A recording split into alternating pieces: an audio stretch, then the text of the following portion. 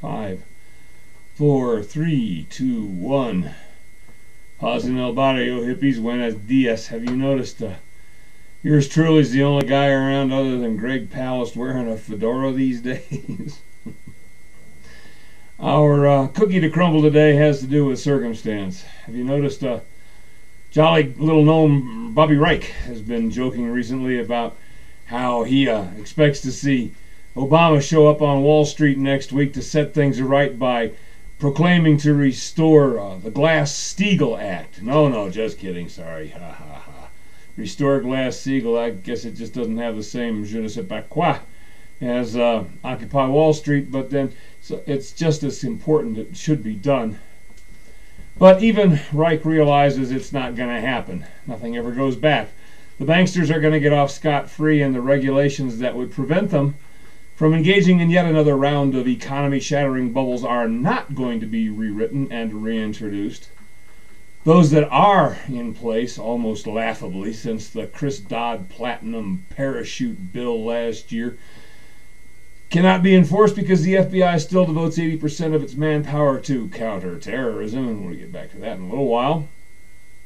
One bankster got sent to jail last week, but that was for an entirely separate offense of insider trading. Apparently, the game wasn't enough satisfactorily rigged for this schmuck, so he had to go a little further. But as Reich notes, the just last week Citigroup settled charges without admitting or denying guilt that it had defrauded investors by selling them a package of mortgage-based securities that was rife with mortgages this company knew were likely to default, but it didn't disclose the hazard to the customers, and then it bet against the package, called selling it short, for its own benefit, earning fees of $34 million and net profits of at least $126 million.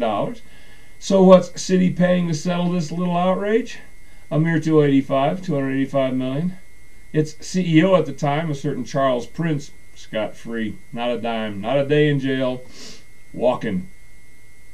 Woody reckons, okay, we can't prove indisputably that these skeevy motherfuckers like Prince, Blankfein, Diamond, Rubin, and all did tank the economy and did it for the sheer reason that only that they could and for fun and profit. But since they're the only ones who could have done it, and the circumstantial evidence is at least as strong as that which convicted Troy Davis to death for a murder he probably didn't commit, and since they've prospered so handsomely by it, it is difficult to dismiss the near certainty of the bankers' interventions, culpability, and the impossibility of granting them any clemency in the collapse.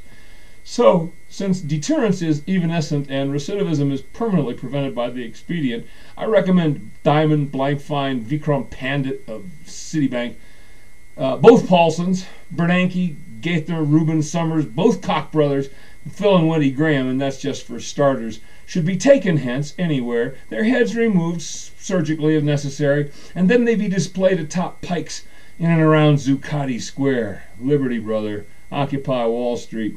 By the way, have you noticed no more color-coded alerts? Right. Who needs them when you get your Stiff of the Month Club, the faux terrorist entrapment schemes by the feds that they pull off about every 30 to 45 days, just to keep you nervous, you understand? See you at the beach, hippies.